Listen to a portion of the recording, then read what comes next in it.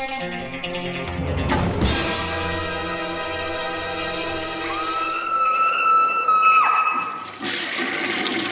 guys, it's week 293, and if I'm a little stressed out or annoyed, it's because I've been dealing with Amazon since, December 9th. Apparently, someone hacked into my Amazon account and ordered 11 digital Kindles for $154.94 a piece. Luckily, my bank caught them.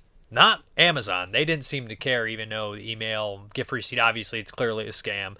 So they didn't catch it, but my bank caught it after 3. And now I've been dealing with Amazon ever since trying to get a refund. They tell me it's refunded. It's not popping up in my account. First it was 3 to 5 business days. Now it's 5 to 10 business days. Looking like I might have to file a fraud complaint with my bank. Amazon has been zero help. All their customer service is outsourced. And it's not like a xenophobic hate here. It's just I need somebody that can speak English when we have a complicated issue here. And none of these people really could very well. And they did not understand the situation. Very aggravating. I know Amazon's trying to save a few bucks. I know the people that are just accepting the job. Who wouldn't? You know what I mean? If it's a decent paying job. But at the same time, like, guys, for fraud, you can't just have somebody that does not know what's going on talk to somebody. It's very aggravating. Same answers, same useless information. Everybody's a parrot. It's just basically password reset garbage, stuff like that. It's been a very annoying situation around Christmas. And, like $464 or something like that. It's not like going to kill anyone, but it's quite a bit, I mean, it's a decent amount of money around Christmas. I'll tell you that for extra spending and everything. So it's very aggravating, very annoying. Amazon has done zero to make it right. In fact, they didn't even actually legit think there was a fraud case, even though somebody ordered 11 digital Kindles and they all registered to some weird gift receipt email. And if you scan like the transaction or whatever, the address, it clearly goes to some other country. It's absurd. Amazon, you really dropped the ball. And this is what I get from ordering from Amazon, to be brutally honest. This is what I get. It's an evil, giant, shitty corporation that's done terrible things, and this is why you probably shouldn't order it, to save a few bucks, because every once in a while, it'll come and bite you in your ass, and those few bucks you save, you're probably not saving anything. So, fuck you, Amazon. Fuck off.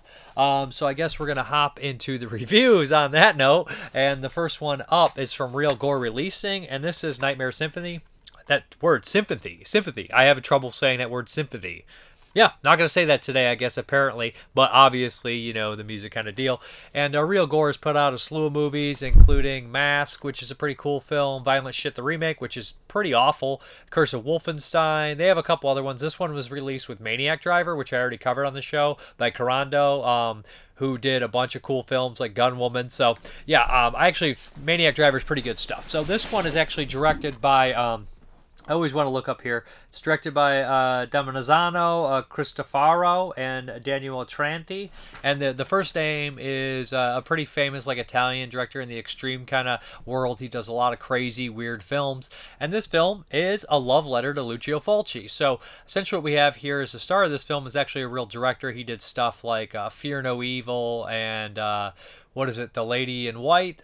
So he has a couple films under his belt, and basically he kind of fills the shoes of Lucio Fulci in like Cat in the Brain or Nightmare Concert. Obviously the title reflects this one too. So essentially, it's that kind of movie. So it's a bizarre film, and we like a lot of it is the editing of the movie and the filmmaking behind the scenes, and of course people start picking off the characters that are working on the film behind the scenes and all this kind of stuff. At the very end, it gets very crazy and surreal. Not similar to Cat in the Brain, and the very ending is the best part. That stuff works really well. I will mention that you can watch this in German or English. Well, they have English listed, but when you try to watch in English, it's all messed up. It's distorted. It's a broken audio track. I don't know if that's on all the versions or just this edition, but the English audio does not work. It is broken. It is corrupted. There's something wrong with it. Don't know. You guys might want to check your disc. Don't know if it's all of them, but I couldn't watch it in English here, so I watched it in German. So anyways, the film itself it's not too long, but it does take a while to get started. The movie opens up with a brutal death, which you're like, oh, cool, and it's very reminiscent of New York Ripper. They have a little rubber ducky, Donald Duck there for a shout out to New York Ripper, and also probably Don't Torture a Duckling. But in the very opening, they redo the New York Ripper kill, right? The slice of the nipples, the slice of the eyes, all those brutal, nasty touches that New York Ripper has. But it just basically reminds you of a better film. and a better special effect in New York Ripper. So I'm not bagging on the movie too bad. The effects are okay. This effect is probably my least favorite, to be honest, because it's just a rip of New York Ripper, and it's not done nearly as well. Which is kind of funny when movies always do like a rehash of something that you've seen, and it's an iconic scene. You're just like, don't remind me of a better scene, which is kind of a mistake in a lot of ways, but it's also a love letter, so it's very iffy. And that character does kind of come back in a cool way, and I like how they look afterwards because of what happened to them. As we progress, we kind of have a lot of the details and director working on the film and all this kind of stuff, and they show some of his old films like Fear No Evil and all this kind of stuff, and it reflects, the beyond what happened with Fulci's film with the zombies, which is kind of cool, nice little touches for obvious fans of Fulci here, these filmmakers. And it does take a while for the gore to start. The first couple of deaths, there's like a strangulation, and you're like, what is going on here? But after a while, there's a couple nice little gore scenes. There is one digital splatter of blood, which was unneeded. It's not a deal breaker. I will say the movie is a little slow, a little meandering, a little tedious at times. The place they shot it at, the city, I love. I think it looks great. I think the cinematography is pretty solid for a low budget film. Nothing wrong with it there. They try to do some atmosphere. At the ending, I think it works well. I think the ending is the best part. The last 10 minutes, I was invested. Before that, I was a little iffy. It's probably because having trouble with the English audio thing and stuff. It kind of was a little upsetting at times here and there. But the main character is a strange one. He's not Fulci. He's not Fulci at all, and he doesn't have the films under his belt like Fulci does, so it's a little less interesting. But it is a love letter to, Nightmare Concert, aka Cat in the Brain, which I love. And this one it reminds me of better films. That is a problem too, and that's a lot of these kind of neo giallis. Not even a neo gialli. It's because not a gialli, but it's a shout out to Nightmare Concert, which is kind of a gialli. I don't know if anybody's ever seen Cat in the Brain, then you know exactly what it is. It's a weird gore film that rehashes a lot of the clips from Fulci's movies because he's going crazy. He looks like Elmer Fudd. It's a very fun movie. This one, it doesn't exactly land for me. I didn't hate my time with it, all of it. I did feel a little like it was a little too meandering at times. There is a character in here that's like a famous actor, and he like is kind of low down and like on his luck and everything he wants to be in the new film, and he's absolutely hilarious in this. His performance is great. He's just like kind of like a Franco Nero on steroids or something, so that's pretty fun. As far as the special features are concerned, I believe there was I can't, they're not listed on the back, but I think there was a couple special features on here, to be brutally honest. So, but I do not remember them, which is unfortunate. But yeah, so it's a love letter to Fulci. It just reminds you that you might want to watch a Fulci movie instead. I don't mean that as a necessary insult. I respect anyone that respects Fulci, and these guys clearly do. This next one up is from Full Moon Entertainment, and this is by, Italian director Sergio Martino. This is part of the Eurocult line, and this is The Tale of Two Scorpions. Scorpion with Two Tails. I always say The Tale of Two Scorpions, like Tale of Two Sisters. Scorpion with Two Tails. And this was originally a miniseries that was probably close to 2 hours that was cut into an hour and 37-minute movie. And this has a slew of actors that any Italian film fan will know. The music is by Fabio Frizzi, who's he did a lot of the Fulci stuff. And it's funny because there's one movie that he did the score for a TV movie in 1980 that like rehashes a lot of City of the Living Dead, and this one rehashes a lot of the same music that Fabio Frizzi does. I don't know how much is original or how much is rehashed. Sounds very familiar, but all Fabio Frizzi sounds kind of familiar. If you've seen The Beyond or Zombie, you can tell the difference, of course, in those films, but a lot of the other stuff maybe is a little too familiar, or maybe these are just lifted from other films. It really does feel like that, like City of the Living Dead and stuff, but who knows. So it has a good cast in here. I mean, it's got, like I said, John Saxton, Von Johnson. What the fuck is that actor's name? I've seen him in a slew of things. I want to make sure I get it. Van Johnson. Where is he? He's not even listed, I don't think. But there's also Claudio Casanelli. Giancarlo, the guy from Hell of the Living Dead is in here. It's got a slew of these character actors that you'd recognize right away. What I really noticed right away in the opening credits was that it was written by Ernesto Gastaldi and Dardano Sacchetti, which I was like, geez, those two are like the polar opposites when it comes to Italian horror. You have like the Gialli Meister, who writes all the Gialli, Ernesto Gastaldi, and then you have like the kind of crazy, weird, like Lovecraftian, supernatural aspects of Sacchetti, who did all Fulci stuff, demons. He wrote a lot of great things. So I was like, how the fuck is this going to work? So it works exactly like it sounds. It's like a Gialli crime story running headfirst into like Fulci style, like, I wouldn't say gore, but atmosphere, kind of maggots crawling around story. So we know that Dardano liked the maggots, apparently. So we have that going on, and I just was like, this is such a weird mixture. Essentially what happens is John Saxton is some sort of archaeologist. I never know what the proper term is, and he's like working on this crypt. and he ends up getting killed right in the beginning with the first 10 minutes. Sorry for the spoiler. His head is turned completely around by these giant hands, and it turns out that he was working on this like thing, and his father-in-law was involved. So the wife wants to go there and see what happens. She starts to investigate. She starts to be immediately pulled into like the weird kind of like aspect of like the tomb and everything like that, and has a connection with it, while at the same time she starts to realize there's some criminal activity going on. This brings all sorts of unsavory characters from both kind of little places there, and people are getting their heads turned around by the big man, like giant hand guy and everything. And eventually, there's a lot of weird maggot flying scenes. There's lots of strange supernatural aspects, and there's a huge crime element. The body count is through the roof in this movie. There's shootouts, tons of people getting killed, tons of people getting their heads turned around, and there's lots of twists and turns where people, are seemingly good and then they're not, seemingly dead and they're not. As far as the picture quality is concerned, it's absolute dog shit. I know that the old Mia Communications DVD was nothing to you be happy about. I don't know if I ever watched the DVD. I don't think I did. But as far as the Blu-ray is concerned, it's not great. It isn't widescreen. It looks kind of like a VHS upscale or something. It's not. I do not know anything about the elements or anything about this movie, what happened to it or anything besides that it was a TV miniseries cut to a film.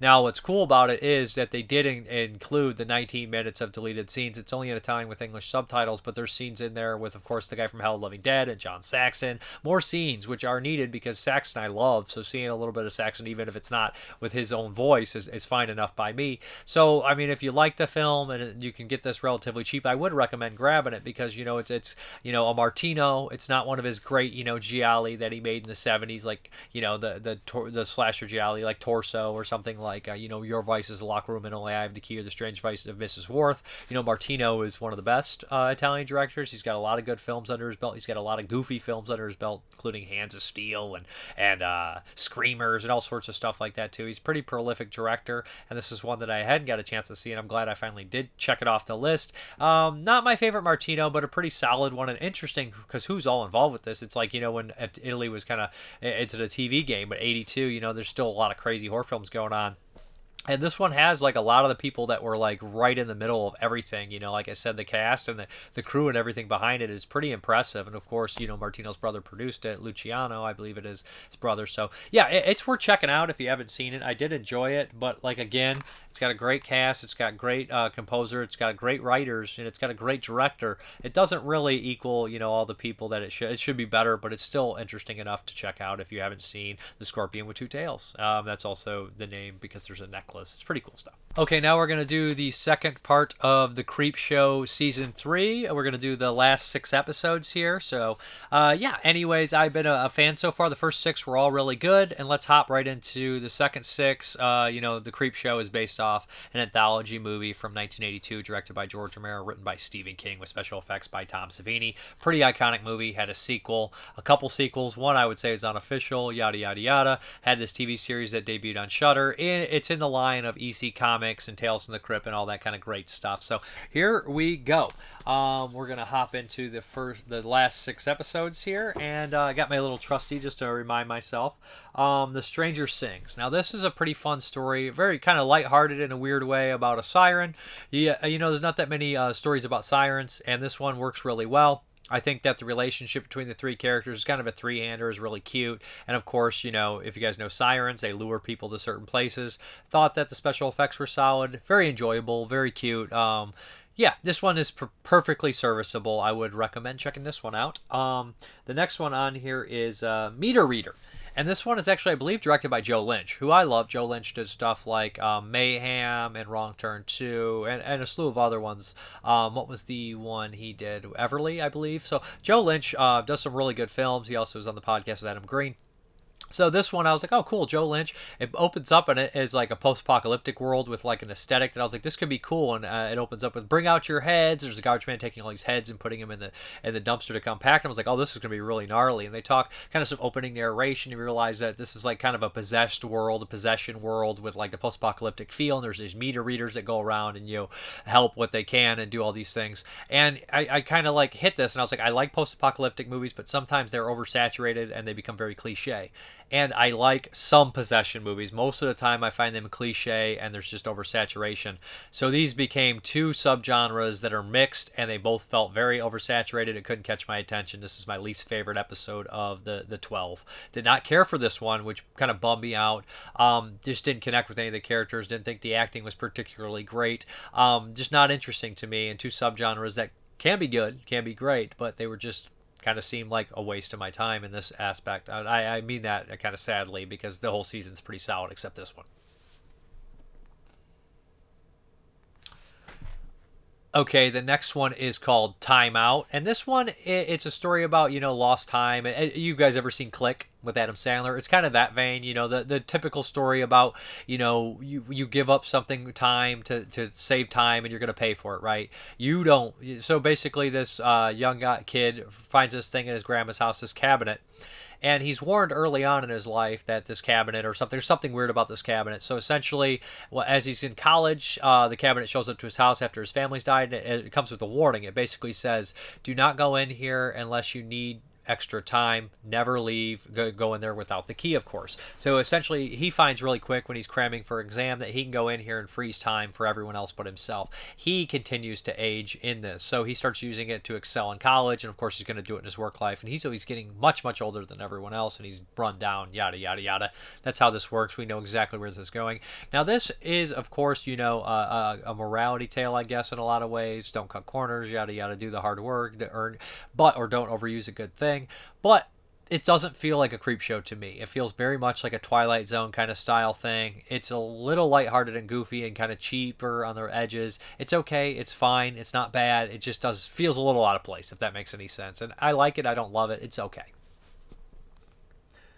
Okay, the next one is The Things in Oakwood's Past. Now, this is a super Lovecraftian one, animated one, directed by Greg Nicotero. This one is a lot of fun. I really enjoyed this one. A huge, huge blast here. Reminded me of stuff like In the Mouth of Madness or The Mist. Just great stuff like that. So essentially what we have is this town historian who starts looking into like how over the years these people have disappeared in this town like 100 years ago or something like that. I can't remember the exact deadline.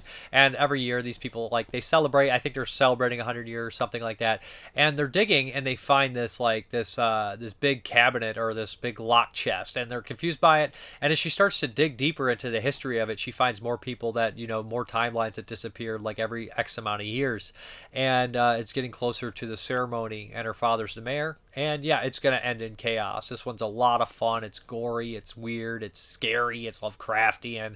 This one's really enjoyable. This is good stuff. One of the best of the season. Highly recommended. Very fun. And an animated one, which you got to go with. Check it out for sure. And the last two-parter episode here is, I want to get the names. I do remember the episodes, but I want the actual correct names. We have a Drug Traffic, and this is the one with Michael Rooker, who I absolutely adore. Michael Rooker's one of my favorite character actors. He's in Henry's, Guardians of the Galaxy, he's in Cliffhanger, Replacement Killers. Michael Rooker's in your movie, super. It's going to be better. So yeah, this one, he is essentially kind of a border patrol officer, and there's a politician coming through, bringing in a busload of people that are going to get like American citizenship, or they're American citizens or something. They just got American citizenship. They got to go through the whole routine, something like that. And this politician is clearly doesn't care about these people. He's kind of like he just wants to make an impression. And him and Michael Rooker kind of butt heads almost immediately, and it's kind of like back and forth. That's really fun. But essentially, someone's coming into this country that is not as they seem. They're smuggling drugs, and the daughter looks very sick. And this is going to be a spoiler here because I just want to talk about this, and the hook is good enough, and I'm sure you've seen the trailers and stuff and seen it. But what happens is, I don't necessarily know the proper term because I don't know where the actual creature or which country these people came from in the film. But a lot of these different countries, like in some of the Asian countries like Indonesia or Thailand or even Japan, they have these creatures where they can detach their heads and their guts float around and they attack people, and that's what we have here. So they've been hiding her, like, stopping this thing from happening, from the head detaching with these drugs. But of course, Rooker stops that unknowingly, and the detached head rides around this place and starts massacring everyone. It's wonderful. It's the best episode of the season because very rarely do you get to see these kind of creatures in any Western films at all. It was kind of refreshing when we did 1994, I believe, and we did Aswang, which is a weird kind of Indonesian myth, I believe, or from Thailand, and we got to see that done in a Westernized style. out. This one is another kind of westernized style deal where the floating head and the special effects are really fun, and it's just kind of gnarly and crazy and different. Rooker shines in it. Rooker and the politician have a back and forth, which is absolutely hilarious. It's very good, gory, and there's a little cameo by somebody you guys would know, who's in the series as a regular, right? So yeah, this one's great. And the last episode, they go out on a bang, a dead girl named Sue. So there we go. And, Greg Nicotero being from the Romero kind of group. This one's directed by John Harrison, who directed Tales of the Dark Side, who did the score for Day of the Fucking Dead. And Creepshow. He's a composer. He always worked with Romero. John Harrison's a cool guy for sure. Worked with a lot of great Romero stuff. So anyways, he directs this episode, and this one's in black and white, and it incorporates clips from Night of the Living Dead, the broadcast and everything like that. So you're imagining that this is taking place at the exact same time as Night of the Living Dead, maybe the same area, all that kind of stuff. So we have here is kind of a sheriff. I can't think of what's the one movie with Marlon Brando, where he's this small town sheriff trying to protect Paul Newman from a gang of thugs. That's kind of what we have here, or a typical sheriff situation, Old West situation, where these group of vigilantes want to kill somebody, but it's during a zombie apocalypse. But they don't know how serious this zombie apocalypse is yet. So basically, you get all these townsfolk that want to take this monster out that's done a bunch of awful things to everybody, and the sheriff's trying to stop it at first. And we start to see zombies kind of around the town, and the end is obvious where it's going. It doesn't matter because it's perfect. It's very entertaining, and anything that's going to incorporate Night of the Living Dead fairly successful, I will love. And this one does a pretty good job. What is it? A dead girl named Sue. Obviously a boy named Sue, because it's referencing the Johnny Cash song. But out of the 12 episodes, I think most of them are a winner. I would only say one is really kind of a loser, and that is basically the Meter Reader. It's the only one I really don't think is very good. But as a whole, great season for Creepshow. I look forward to the fourth season. Yeah, check them out on Shudder if you haven't, or pick up the Blu-rays. Okay, now the rest are pretty much all 2022 releases, and the first one up is Joe Begos' Christmas Bloody Christmas. This is on Shudder. I love Joe Begos. Basically, Joe Begos did Almost Human, then Mind's Eye, then he did Bliss, VFW. I've enjoyed almost all his movies to a certain extent. I mean, Almost Human I was iffy on, but after that I've loved everything. I need to rewatch Almost Human. I adore Bliss and VFW. Mind's Eye is great stuff too. So Christmas Bloody Christmas I was very excited about. Joe Begos doing a bloody, gory Christmas movie that is in the vein of Terminator, and it's shot on 16 millimeter. Sign me up. It's got some familiar faces in here. Of course, Dora Madison is in here. What is the actor's name from Jeffrey? The guy from all the Rob Zombie movies. He's in here. The guy who's in 31, and Jeff Daniel Phillips, I believe his name is. And of course, we got Jeremy Gardner. Graham Skipper makes a small appearance. So yeah, it's got a nice cast. You guys will recognize some Begos regulars. It's got his look, that grainy 16 millimeter. Now, what I'll say is this, Shudder, if you watch it on your tablet, you watch it on a Fire Stick, it looks pretty solid. But if you watch it on a Samsung TV or a smart TV, and you watch that app direct to the TV, it looks like shit. It's very pixelated. It does not look good. So Shudder is not made. That app is not made for every kind of thing. It's best to watch on a Fire Stick. Trust me, I've learned the hard way, because this looks very pixelated, and I popped it in on the Fire Stick later, and I was like, it looks much more clear. And this is a movie that's shot on 16 millimeters, so it's already grainy. It already has a certain look to it. It already has a cloudy, purposely kind of hazy look that Joe Begos did. So that stuff, I like that shit. But when it goes through the Shudder app on a smart TV, does not look good, because it's very pixelated already. So essentially what we have here is a very simple, entertaining, gory story.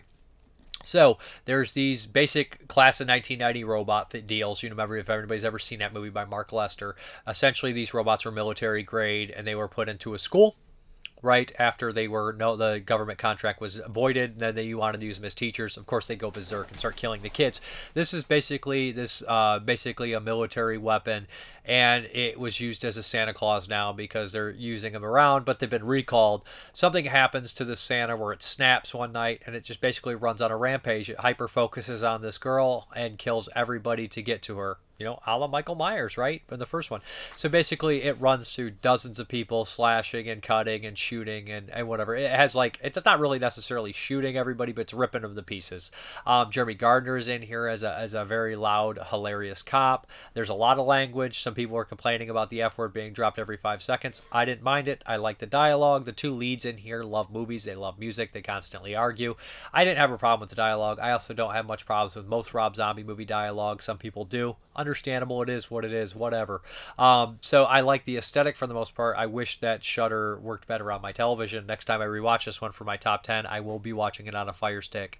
So anyways, yeah, this is a very entertaining movie. Like I said, it's very much in the vein of a Class of 1999 or a Terminator. The end is pretty intense. Like, it gets big. It gets the kill counts through the roof. Tons and tons of dead bodies. I love that.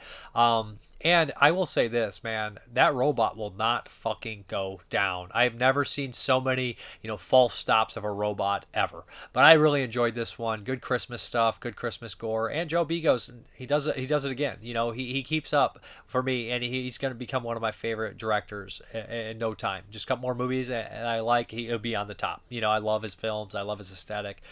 Bliss is still my favorite, followed by VFW. Then either this or Mind's Eye. I'm not 100% sure. It's been a while since I watched Mind's Eye. Check this one out just in time for the holiday season. Okay, the next one is Unhuman, and I believe I watched this on Amazon Prime. And this is kind of just, I'll be quick with this one. I don't have too much to say. So it's a zombie film. It's like a zombie kind of lighthearted comedy deal, or you think. So essentially, we have a group of kids that are going out. I believe that they're on I can't remember exactly what they're up to. It reminds me of that movie I just watched, Black Collar, where these kids got to get extra credit or something. So there's a group of like kind of almost like I say they're like misfits, nobody really likes each other. There's some dorky kids on there, some bullies. It's a mixture of a couple jocks, the heavy kid, all sorts of almost stereotypical kind of kids that would be in this situation. So they're on this bus ride. The bus driver is definitely channeling Chris Farley from Billy Madison, cranked up to 11. He is just screaming. He is drugged out. He's hilarious. The best part of the movie. And the teacher is also a complete dickhead. His opening speech to introduce the kids where they're going is absolutely hilarious and wonderful. Maybe the best acting in the film. But we kind of follow this girl whose mom is not really there as much as she should be. She's always working, and her best friend are kind of the main characters. So right when they get out there, something goes wrong. They hit something on the road. They have to pull over. They crash basically, and right away these kind of crazy creatures zombie attacks them, and a bunch of them are hurt, killed. 5 or 6 of them get away, and they kind of have to work together to try to survive. Some of their, like their personalities come out, their past come out, their arguments and all this kind of stuff. And then there's kind of a big reveal that's a little bit different, which I liked. The colors are like, obviously they're like bright neon and everything like that. Yeah, it's an entertaining, fun, like I wouldn't say lighthearted. There's some gore here and there, but it's not really super mean-spirited, I guess. There is some crazy moments and funny moments and everything like that. I would recommend checking it out. A lot of people are hating on it, but I enjoyed it for the most part. Kind of a fun zombie comedy that I think you could do worse with. Now, there's a lot of teen characters and stuff, and I know that bothers a lot of people. I don't care. I enjoy that. It's a fun movie. I think a lot of people will like it. Okay, the next one is an Amazon Prime one, and last week I watched Master from Amazon Prime, and that was so well done, so well handled, its subject and its message and all that kind of stuff. This one is Run, Sweetheart, Run. Now, I only bring that up because there's been a lot of movies that, tackle racism and, toxic masculinity this year, and they've done it well. Resurrection, Fresh, Master, all these films, they tackle it. Barbarian, there's just these things in there, that are really well done. And they have finesse, even A Wounded Fawn. All these movies have these elements, and they do a really good job without coming across too ham-fisted and whatnot. I cannot say the same about Run, Sweetheart, Run. And with an hour and like 43-minute runtime, it's too long. It's very obvious. It doesn't do anything different or special, yet it's a movie that will show you everything and then tell you everything. So what we have here is this young girl that she's going to school for, I can't remember, to be a lawyer, and she works at this firm. Her boss one day says, "You double booked me. You need to take this meeting with this person." She shows up. The guy is very handsome, and he seems to have a lot of money, and he starts charming her. And then he goes home with her, and I like how they handle this scene. She's attacked, but they don't show you. They show her run out, and you see the aftermath. And this guy starts chasing her, and after a while, you realize this guy's got some special connections. He's got some special powers, and it becomes fairly obvious. And then they kind of go John Wick, and they open up the world with a lot of other people in there, here and there, which could be cool. But it's kind of a crazy night movie where she's running around and running into a lot of people. But I'm going to spoil this, so it turns out he's some sort of vampire creature or something along those lines. And And I understand I have no problem with the movie's message. I have no problem with the movie having a message, even if I agree or disagree with it. And I probably, I don't disagree with the message as a whole. This movie is so fucking ham-fisted. It's like that, Train to Busan animated movie, which felt very ham-fisted. It was a movie that was anti-capitalist, but then they had Pizza Hut in the background of everything. So it was like, what is this? That's a little bit of, basically hypocritical shit there, but you can get over it. This movie, its basic message was that every white male is pretty bad, and most males are pretty bad as well to a certain extent, varying on what color their skin is. And I don't want to be rude, but that's how the movie comes across. I've had friends say that they felt that way about the remake of Candyman, and I was like, I don't see that at all. And I like the Candyman. I didn't see it in there. It didn't bother me. And this one, it doesn't bother me what they're saying. It just bothers me that it's so obvious and on the nose that it's just like, have some fucking finesse with your message, guys. George Romero and Jordan Peele are so good at that shit. And like, what are we doing here? Like John Carpenter, this is so ham-fisted. It's almost like they're looking at their audience like they're a bunch of idiots, and they keep telling them over and over and over again. And it's just, I get it, there's a lot of bad guys out there, and I don't get it. I'm a guy, but I'm just saying, the point is, I get your message in the movie. Stop treating me like I'm a fucking idiot and telling me a million times. Unless this is, aimed at a younger audience. But like I said, a movie like Master has so much good finesse, and it's so well done. And even like Fresh and Resurrection, these Resurrection are just so well done and so handled so well. And then we have something like Run Sweetheart Run, which is technically not a bad film at all. It has an okay soundtrack, has a lot of gore, but at the same time, this girl's running away for her life, and she gets dozens of people killed. Everybody is killed, but it just doesn't do anything different or special. And what it's trying to do, it's just a vehicle for its message, and its message is so ham-fisted and over the top, and it's just exposition dump after exposition dump. It's just shitty. It's written like shit. It's not very well written, and I'm sorry to say that, because this could have been really cool, could have been good. I mean, it also reminds me of the movie Midnight that came out this year, where we have the serial killer chasing the deaf girl, and there's a big cat and mouse, and that's a good movie. That's much better film than this, and it feels some of the same subject matter and all that kind of stuff, where like if somebody's handsome or looks decent or is charming, people won't think they're a killer. And they do that kind of stuff too. People won't believe the woman. They won't believe what's going on. And that happens in a lot of movies. It happens in Barbarian, like I said. And those other movies just handle it so much better. And this one is just so ham-fisted crap. I'm sorry. It's one of the worst movies I've seen this year. One of my least favorite viewing experiences. I've seen some turds, like a couple really cheap 2022 movies that were just made on like for a hot dog. And they still sometimes are better than this. This one is just, it's poorly done, and there's just so many other movies that came out like it this year that are just 10 times better. So skip Run Sweetheart Run. I mean, there's some cool aspects, but it's not worth your time, I don't think. I just think it's ham-fisted crap. And I don't disagree with the message. Like I said, there's just a dozen other movies that came out this year that do it better, but way better. Okay, speaking of a movie that does it better than Run Sweetheart Run, we're talking about Barbarian. Now, this one's pretty wild. I'd heard a lot of good things about Barbarian, but I decided to rent it to finally check it out. Gotta say that the 4K on Amazon looked great, the rental. Just bitched about Amazon in the opening, and I'm renting 4Ks from Amazon, the streaming, whatever. So basically, this has I can't think of the lead actress's name. She looked familiar, but it also has Bill Skarsgård and Justin Long and Richard Brake, people that have been in a lot of horror films, So there we go. Essentially, this girl is double booked at an Airbnb. She shows up in a really rundown part of Detroit. Love that it takes place in Detroit. Think It Follows. Remember, It Follows did that like 10 years ago, and it was really cool to see that. And there's been a couple other horror films that take place in Detroit. I like Detroit. I lived by Detroit, so seeing rundown Detroit is always kind of cool in horror films. So essentially, she is at this Airbnb, and the whole neighborhood's run down except this one house. And Bill Skarsgård's there, and you start to feel like a little leery about the whole situation. But it goes a little bit better than thought, even though some creepy things do happen. She goes back, and there's more than meets the eye. And after that reveal, it gets a little crazy, and I'm going to have to spoil it. But as a whole, before I get into spoilers, it's a really good film. Really shocking moments, really funny moments, really kind of nasty bits too. Just a really cool film, and every time they're starting to get stale, they switch it up, which I really enjoyed. So, spoiler, basically underneath the house is some sort of like another like lair and stuff, and we have this character that barbarian kind of woman, but looks a lot like the thing from Martyrs, which scared me. The reveal of it scared the shit out of me, just like it did in the original Martyrs. So the first reveal of the Barbarian is horrifying. It's fucking horrifying. It's terrifying, and it gets crazy and gross. And so we kind of like have that reveal. And then like we kind of cut into a new character in Justin Long, and his character is so well done. He's such an idiot, and it's just a fucked up thing, talking about like a lot of touchy subjects. And I think that his character is portrayed accurately and in a really fucked up way.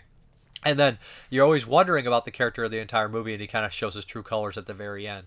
Yeah, this is a good film. It's pretty wild. It's pretty crazy. It doesn't, and you know, for the hour and 42-minute runtime, you would think, hey, it's a little long. No, I enjoyed the whole thing. Richard Brake is great in it. I ain't going anywhere. You know, I'm not going anywhere. He's great in it. They like I said, right when the movie starts to slow down, they kind of introduce a new character and a new piece of the puzzle, which I thought was entertaining. I like everything about it. You know, there's nothing really wrong with it for me. I know that some people complain about the water tower thing at the very end, and I thought that visually that one thing did look a little cheesy, but it is what it is. Yeah, also could be reminded of something like Castle Freak or Martyrs, kind of a shout out to that kind of thing, or even like Lurking Fear, the way the creatures look in that movie. But anyways, for the most part, I thought this was a really fun, nasty, kind of crazy movie that had some genuine scares, good dialogue, good characters. Yeah, I like this stuff. Good movie. Very funny too. Like I said, darkly humorous. Measuring the square footage of, you know, an underground cavern which has a creature in it. Hilarious. Okay, the next one here is by Ty West, and I think it's absolutely crazy that we not have not only one but two Ty West movies from 2022, and this, of course, is X. Yeah, this takes place in 1979, and this has had a lot of buzz, and so I was kind of excited to watch it. It's got Mia Goth in it, and yeah, I was just like, okay, it is what it is, and I'll probably talk freely about this one because it's been out for so long. So, 1979, and I have to say this, boom, this move over. You know, all the Texas Chainsaw Massacre sequels and remakes, you did not capture the spirit like Ty West did. This legitimately felt like the closest to a Texas Chainsaw. The aesthetic, the way it's shot, everything about it. So, yeah, what we have here is a group of independent porn filmmakers that rent out this kind of like barn area from this older couple. The guy seems to be there, the older male, but the female is a little out of it. She's completely out of it, to be honest.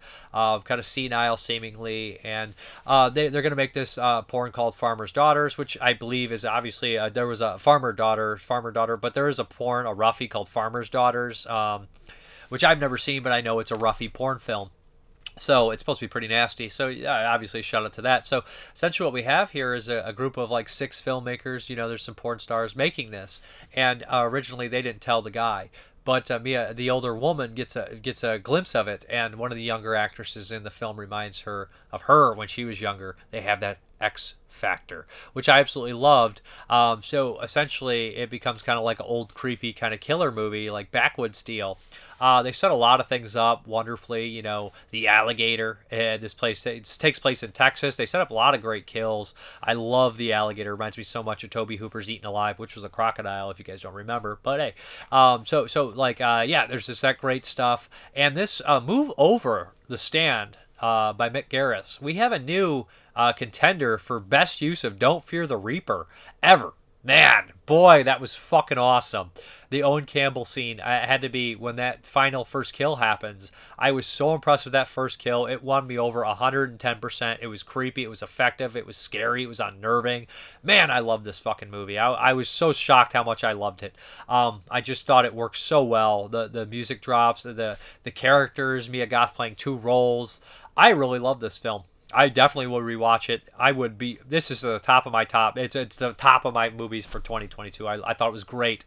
I spoiled a lot, but you know the acting's tremendous. The aesthetic is tremendous. The cinematography's tremendous. And you know I like House of the Devil. I like The Sacrament. I think The Roost is okay. I like Cabin Fever too. I'm not a Ty West like fanboy or anything like that, but this is a great film. And I'm so happy to see him do something like this, right? Because I didn't like his short ABCs of Death or VHS, but, you know, like I said, House of the Devil and Cabin Fever 2 and like Sacrament are all good movies. I need to watch The Innkeeper still, but yeah, this was so refreshing to see him do something like this. You know, he's very good with period pieces, and I can't believe it. And he's had 2 in 1 year. Man, this is a great movie. I look forward to the third one, of course, but X, man, this is tremendous. Like, I don't even know what to say. I love the acting. I love the setups.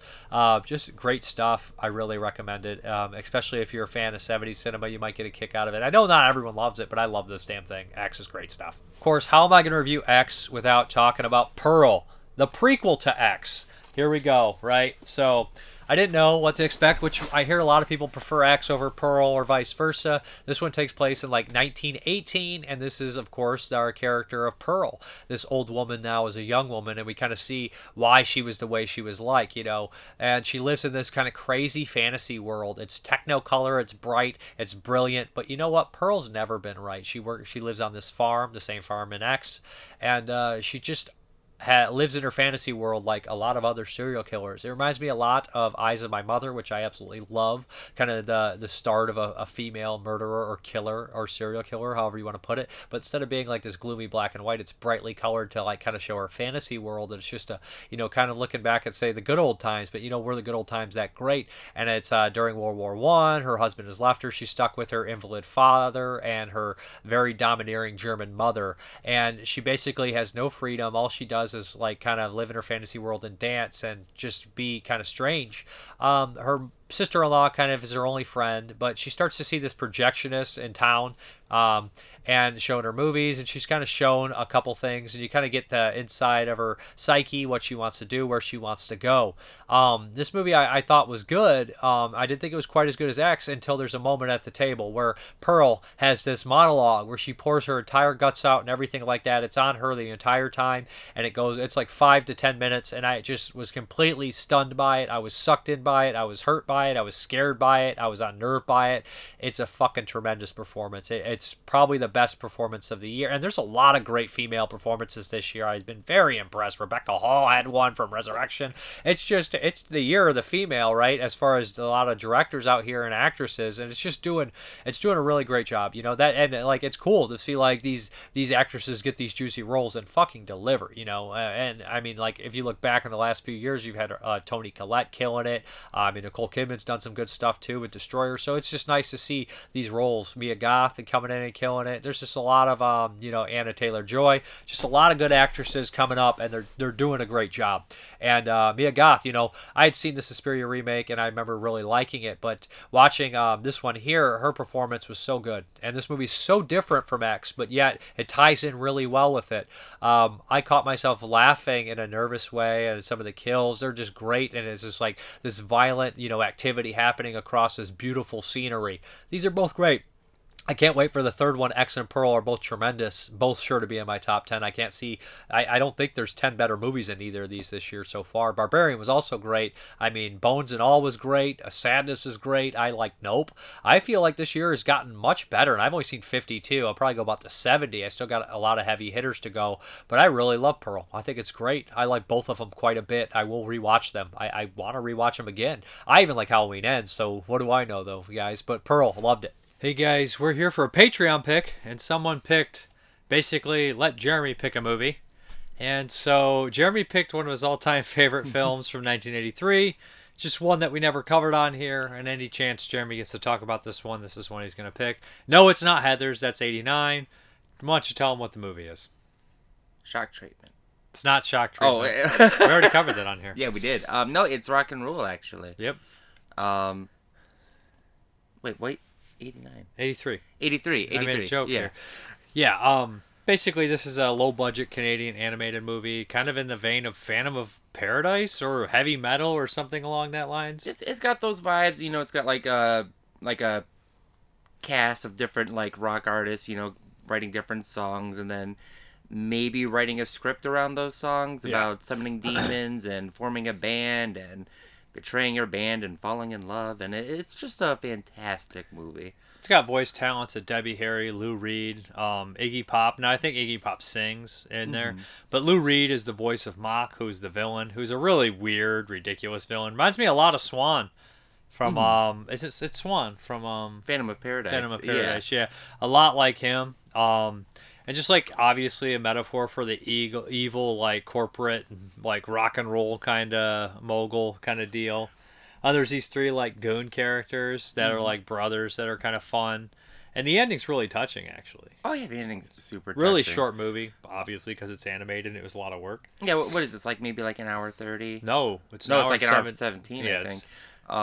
It's 77 minutes. So like this is like one of those like lost movies where I watched it as a kid like late at night on TV, and I didn't know that it was real. Like I didn't know what the title was. I just knew I watched this cartoon. I thought they were wolves when I watched it. Like all the characters were like rock and roll Well, wolf people. explain the plot here is essentially there's like a giant war and I think everybody dies. The only people that inherit the earth are like mutated mice, cats, and dogs. So it's like a furry's wet dream. Oh, so, it is. So everybody's like a rock mouse in the movie. Like, of course, there's the cops and there's goofiness. And all everybody's like the cops and the authority figures are always like super stereotypical. There's like this military guy who's like directly the voice of John Wayne, which is absolutely hilarious.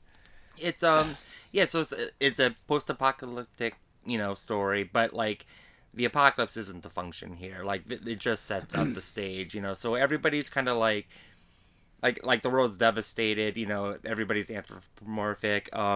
There's mutants in this that are just kind of like the remnants of like human beings from long ago. I mean, that guy was a lizard thing. It wasn't a human. I think about No Face. No, the guy they shot. Oh yeah. Well, that was a mute. Yeah, there was a lizard guy. I mean, there's just like weird animal mutant things. I feel like that No Face, or there's a character later on that does a trick to one of the main characters, and it's just like this like skeleton woman. Oh yeah. I forgot about her. She looks like she got acid in the face. She looks like the little dead girl from the Tales from the Crypt episode with David Warner and Zelda Rubinstein. Is Zelda in that one? It's one of those weird things where like not all the characters will look like that they're animals. Like Angel just looks like a human. She just has like a mouse nose. Yeah, everybody's got a weird nose. But then you look at Omar and he's got like just like from the side it's like a straight up like party hat like nose thing going on. But from the front you can't tell that he's like hideous looking. Besides the rock stars, you got Catherine O'Hara as a voice. You got Paul Lamont, who is in like Puppet Master, but he's in like he's in American Graffiti, if I'm not mistaken. So I mean, he's got some famous people in there. Oh yeah. It's like I said, it is a Canadian film. Catherine O'Hara is Canadian, I believe. Yeah. She was on SCTV. Yeah, and then she did Home Alone with John Candy, both from SCTV. Yeah. All those guys. Like, if you look at SCTV's alumni, it's John Candy, Eugene Levy, Rick Moranis, Harold Ramis, Catherine O'Hara, Dave Foley, I think is SCTV guy. I think those guys are all... Is it Dave Foley? No, it's Dave Thomas, not Dave Foley. Dave Foley's from Kids in the Hall. But I think those Kids in the Hall guys are Canadian too, aren't they? Mm-hmm.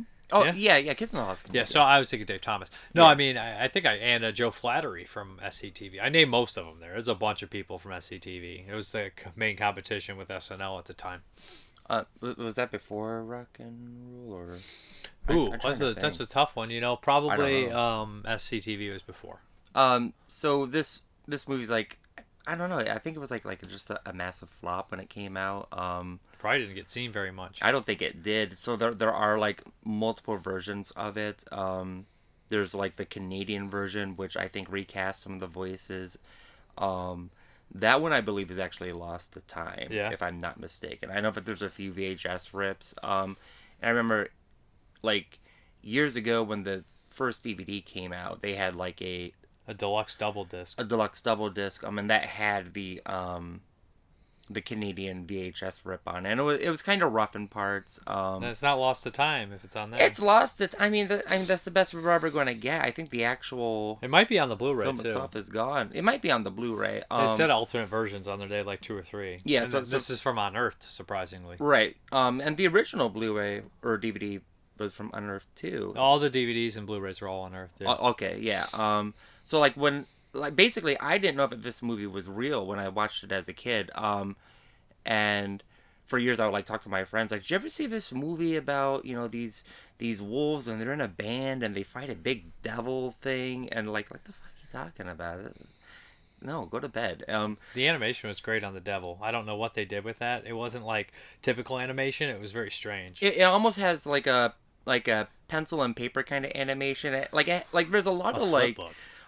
Like a flip book. There's all like heavy metal style, and I say heavy metal is in like the genre, not so much the film, but also the film. Well, you got the swords and everything. Right. Well, it felt very Conan the Barbarian at the end when she's tied up, which reminds me of Heavy Metal, the movie. Right. It just has a lot of like aesthetics to just like that weird metally 80s 90s even to some extent 70s like album cover. A lot of locations, Iron Maiden stuff, have these like fantastic paintings, backgrounds. Some of my favorite scenes are actually, there's quite a few because there's a lot of like flying in this movie, and so there's a lot of like a lot of Blade Runner flying cars. exactly, and there's like a lot of like bird's eye view of like the city and like the cars driving through the city, and that's usually how they transition from like location to location as they show you the overhead, and those are some like the most beautiful. I don't even want to say beautiful, but just some of like the coolest scenes. Even though I don't think that they're technically animated, I feel like there's actually just like a light that's being moved on this like painting. You know what I do think this movie reminds me of? Streets of Fire. Well, yeah, and like the aesthetic this movie has going for it, I think it makes me crave that aesthetic.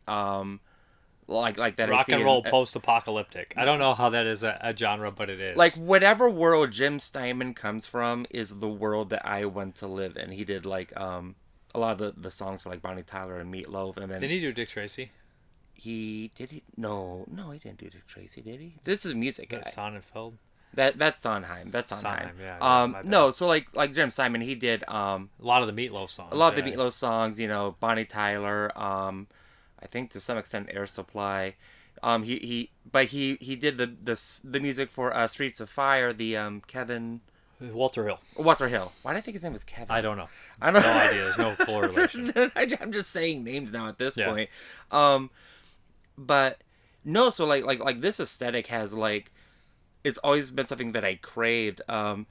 When like I don't know if you guys, I'm sure nobody has ever seen it. I'm just a monster, but like the Felix the Cat animated movie from I'm like sure the lots 80s. of people have seen I'm Felix sure the they've seen Cat. it, but it has like that same aesthetic, and so I've always been drawn to that movie.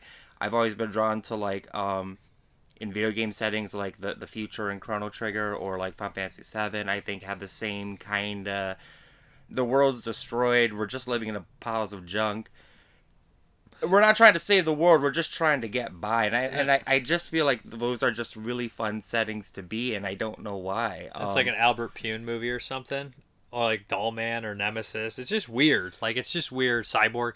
But also, what is Mock's like MO? Like I don't even know. Like you kind of like when you see in the comics, you're like, what does Thanos want? He's like, I want to impress death. So- Like, Mock just wants to bring back this devil for no reason. Like the devil's gonna listen to him. Why would it listen to him? So Mock has a reason. Nausicaa the Wind is also a movie that has like the same aesthetic I like. So Mock he's like the top Billboard artist of his day and age, and his last album like didn't do so hot. Like it still went like they give something other than platinum in this. It's after platinum. It's like radium. It's like something like nuclear. There's a lot of like nuclear stuff going on in this movie. You have like the towns of like Nuke York, ohmTown. The characters get high off of electricity more than anything. And the whole movie's about trying to like find a power supply to power this concert. But yeah, so his album doesn't do great. His last concert wasn't a complete total sellout. Like I think somebody says it was like 3 seats weren't sold or something like that. So he's like I gotta come back. I gotta like do this big magical like amazing concert that's just gonna blow everyone's minds. I know I'll summon the devil. So that's basically what he wants. But then like he goes crazy. I don't know why he goes crazy. He's always crazy. He's always been crazy. Like his whole shtick is this like Mick Jagger, David Bowie kind of. But he's also got that like corporate kind of thing. He's got the corporate thing going on. But he's like almost like a glam rocker kind of thing going on.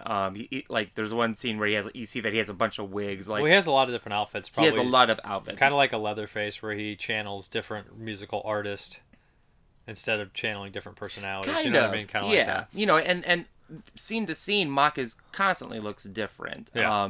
But we're always dressing him up in like different hairs and costumes. It's scream out to the rock stars. Well, always, yeah, for album and everything. Right, and their that's moods. That's really what they're going for. So when he gets to the concert and he summons the devil, he's like, he like now it becomes like a power fantasy, and so like even when the devil comes, he's like, yeah, kill them all. I'm like, whoa, where did this come from? I just thought you wanted to sell tickets. I thought you wanted to ask. His motivations really aren't really clear.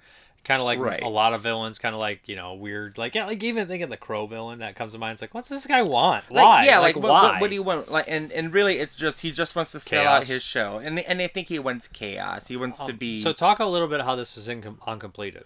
Like, what parts do you think are uncompleted So, about let's what do we talk about? So the movie makes no damn sense. it? It does kind of go into scene in the scene. Scene just go into scene, like, like the animation's like very slowed down at parts. The dialogue makes no sense, like it's ad lib, nothing syncs up.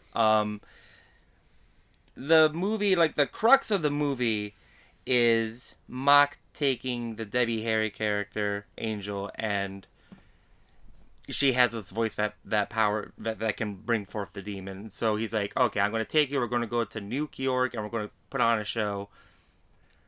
That should be the end of the movie. Like that concert should be like. But they have a failed concert. I don't know. They couldn't complete that. They couldn't complete it. So what they do is, I just want if they just were just writing this like ad lib, like, and just going with it, or if they actually had a script. I don't think there was ever really a script made. I really do think it was written. I wonder around if the they got music. the musical artist tied in before they even had something. I don't know how the project came along. Right. Probably should have watched the making of all this kind of stuff, or if they had animation or what, or how much input the musical artist had into how their characters looked, or what they recorded the audio first and then matched it up with the animation, or what. I feel like basically it was the music. Then they had the characters. They had done. This studio had done a different movie shortly before, kind of like a proof of concept. That's I think it's Daniel Mouse and the Devil. Yeah, it's on the disc. I think that should be on the disc. It is.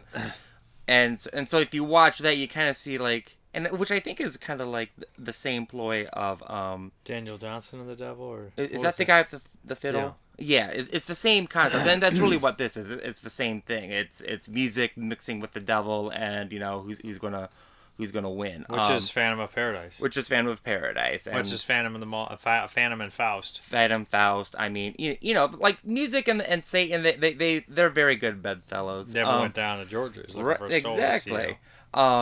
So, anyways, yeah. So we go to this concert and in New York, and everyone's there, and they don't show the concert. They don't show what happens. They just show like a flyer. That's the first one, yeah. And they say there's a tragedy. Like it's a tragedy. Yeah, it just like hard cuts to like the next day. And you could tell about 10 minutes of this movie weren't filmed. There was missing or something along those lines. Right, like I said, scenes just kind of like end for the sake of like ending. Like there's like cuts to like different characters, like reaction shots that are literally like a half a second. Like we're talking like 3-4 frames of animation, and like you wouldn't do that in like an actual movie. I mean, it seems like a lot of animation just for one little tiny shot that doesn't right. Well, that's probably never finished it, just right. inserting it in. It's kind of like somebody like doodled some things. It's like, we'll just use these real quick. We'll just plop them in here. Like they basically like took whatever fragments they had, I think, at times, and just put them in for like reaction shots. But they're still images, or they're like just the in betweens. Like I don't know. The movie just seems incomplete. It's an incomplete movie. I mean, I think just the term incomplete kind of lets everyone know. Yeah, what that is. But it's not a incomplete movie. It's just like it almost feels like a rough draft. Yeah. Or ideas just weren't hammered out in time, and then they had to like make a deadline. I know it's one of your favorites. I like the movie, the aesthetic and the music, and I think the ending comes together really well. It's a nice little emotional thing. Mm-hmm. But it is kind of just jarring in places here and there. It just kind of flows into... It doesn't flow that well. It's a good movie that doesn't flow, if that makes any sense. Yeah. The movie doesn't flow. I mean, it's not a good movie. It's... Realistically, it's probably like a 2-star movie. No. I think so. I mean, if somebody were to say like this is the worst movie ever made, you're an idiot. It's probably in the top 20. No, that's not even close. I hate when people say that. It's like, but no.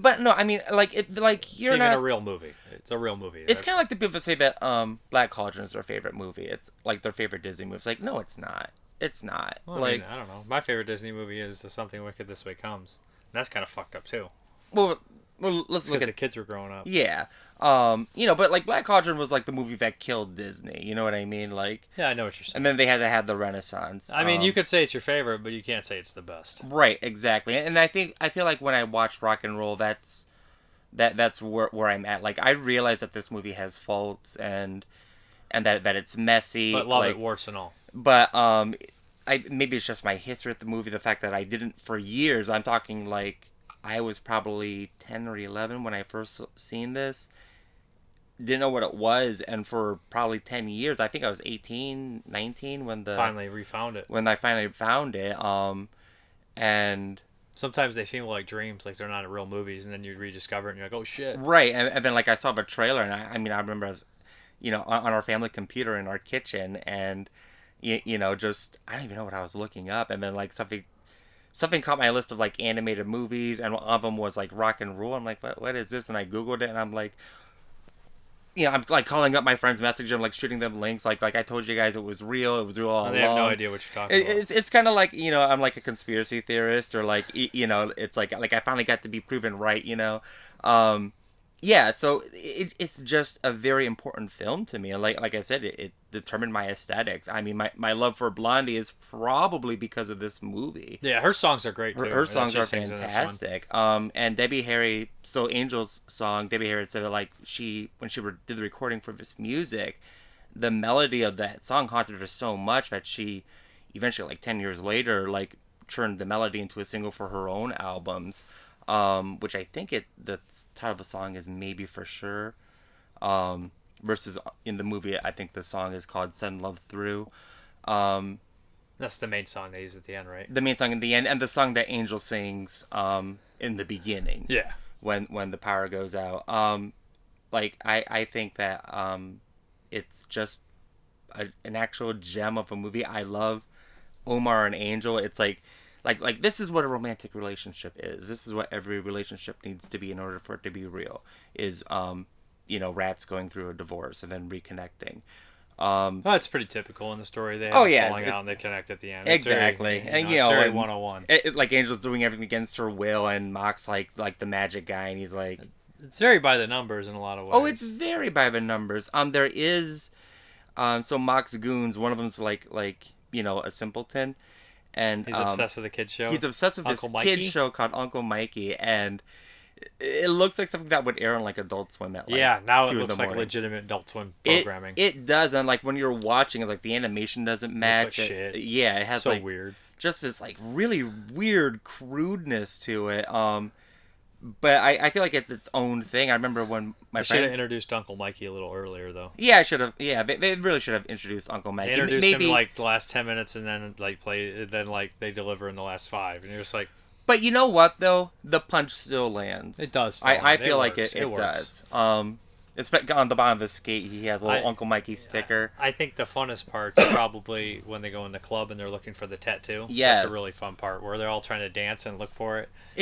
And that whole club scene kind of makes me feel. Is it like Fritz the Cat by Ralph Bakshi? It's a porno cat thing. Yeah. Yeah. Same kind of thing. Just like a bunch of like furry overly characters with nipples and drugs and alcohol and trippiness. Right, and like that, the whole club scene, honestly, as much as I like it, at the same time, it feels like it's not made for this movie. Like, the character designs for the main cast, I think, are 10 out of 10 character designs. As hard as they probably were to draw, like, I just love the way that they look. But every, like, minor character, like the ones in backgrounds, they don't look like that they belong in the same universe. Like, everybody at the club didn't look like... Well, some of them do. Some of them they're not completed. I mean, like, they're not 100% detailed. Right. And when you have to draw, 100 of them, that's typical. That's like any movie. Like, the zombies in the background are just wearing masks in Day of the Dead. That's just... And then there's shitty paint on this one. I mean, that's typical. It's like... It's a cheap, low-budget animated movie. I don't know what the fuck people want. Like, when you're watching, like, a Goofy movie, like, you can tell that these characters all kind of exist relatively in the same universe. Yeah. Versus in Rock and Roll, it's like... like I can feel the strain in the animators drawing because they're just trying to draw whatever they can get out. It's like, let's just take some of the concept arts for a different character and use them here. Which I know that because the original DVD had it came with a book. Yeah. And it had like different concept characters art, and then you see those concept characters in the background of the film in the club. I don't like when I rediscovered this movie. I was like really active in like trying to like archive it, or I don't think that there was the DVD released yet. But I was really active on some forums, and like I actually had, once I figured out what the movie was, my friend then, she actually got me a comic adaptation of the movie. Did you ever get one of those? No. Oh, I mean, not of this movie. No. No, I've seen them but though. yeah, it's kind of like they take like stills from the movie and impose like words and things over it. So she gave me that and like she found it like at a flea market and like Oh, it was an original.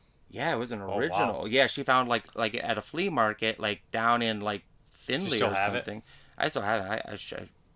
If I would have thought ahead of time, would have grabbed it. But yeah, and I remember taking all those pages and scanning them and like putting them on the forum, like this is what's going on. This is I don't know. I don't know. I have always adored this movie more than I could ever like put into words. You put enough words into this. It's a 20 great minutes movie. worth. So I'm good on it. I don't really have a rating for it. I don't want to rate it. You don't want to rate it? It's a 5-star All movie. right, there we go. Right. Next, we'll try to get to the Universal. No promises during the holidays or anything. We'll get to it when we get to it. Right. We're done. All right. See ya. Okay, some questions, comments, concerns. Pop Culture Massacre. I agree with your thoughts on Smile. It reminded me of It Follows as well, but seeing so many people shit on it because of that, yikes.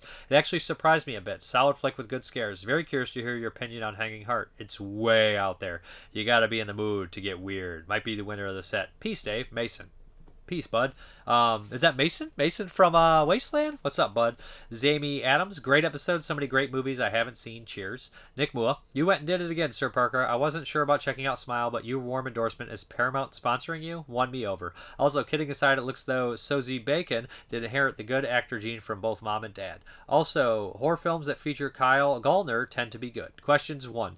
A lot of these anthologies, movies, series are based on existing short stories. How much can you stray from what was written to bring something to screen? As much as it takes. As much as it takes. I mean, like, look at something like Christine. The book, there's a ghost eating a piece of pizza. The way that John Carpenter handles it with his style of filmmaking, I think, is that nihilistic touch, and I think it works brilliantly. How many changes would you be willing to make to bring your favorite short story to screen? I don't know. My favorite, I say novella. We'll go with I Am Legend. I would make maybe some changes. I wouldn't go nearly as far as the newest remake made. I feel like there's some things that you need. I think you need the suburbia, and I think you need the individualism of the vampires. And I think that Omega Man kind of handles it.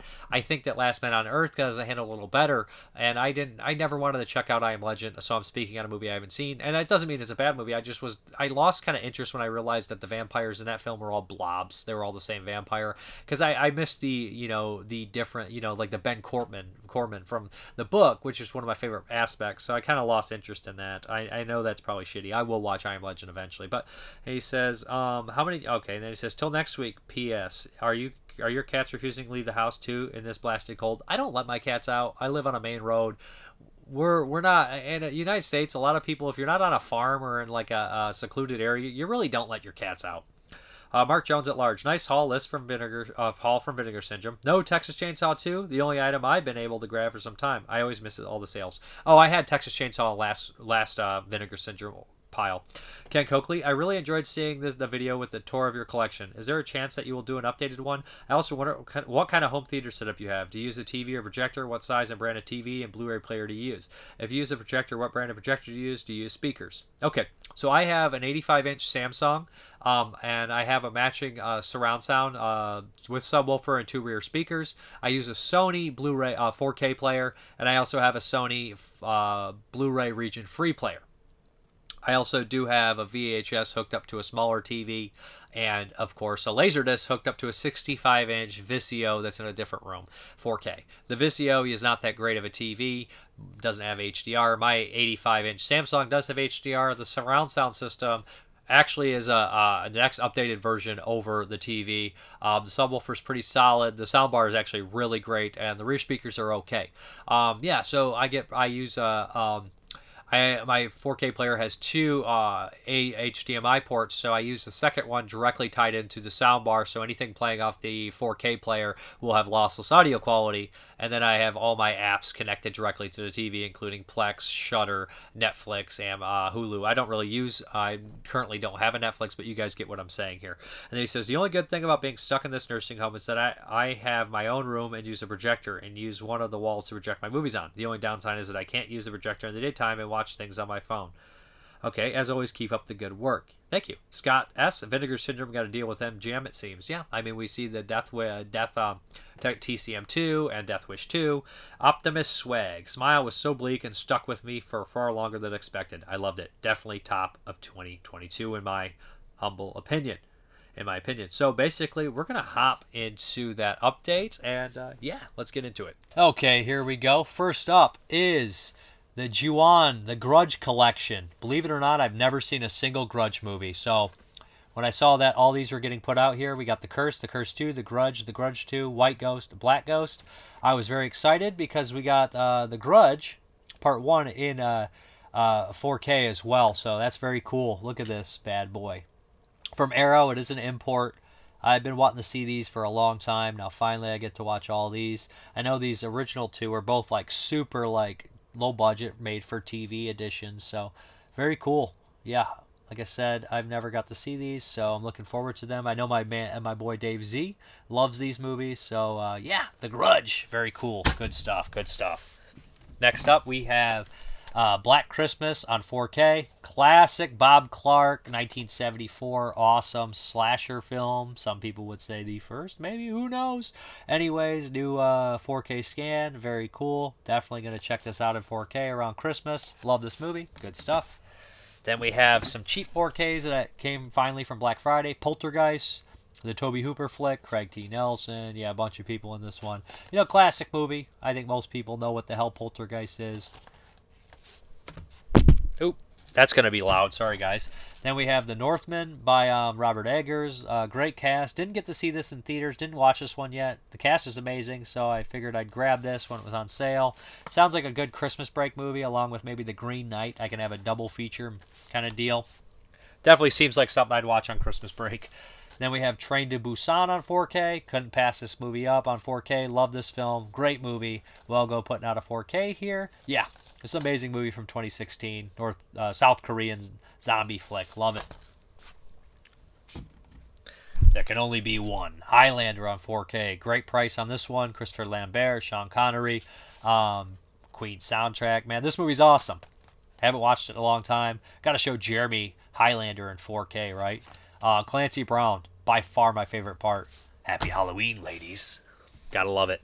Then we have a Blu-ray of Copycat, just kind of a thriller. I think I've seen this years ago, Scotty Weaver, Holly Hunter. Not 100% sure, but hey, for the price, it was $4 on Black Friday. I was like, oh, I definitely will check that out. And then last, but certainly not least, it is The Zombie Army. I got this from MakeFlix. Good price on this one. Now, I covered this for 1991. I'd seen it before. I have a VHS, but hey, Zombie Army on Blu-ray? SOV on Blu-ray? Why the hell not? Yeah, so the price was good. It isn't made on demand, but hey, for $10, $15 shipped, I couldn't pass up The Zombie Army on Black Friday. Yeah, so I guess that's the update. Let's get back to the video. Okay, guys, thank you very much for watching, and as always, have a good one.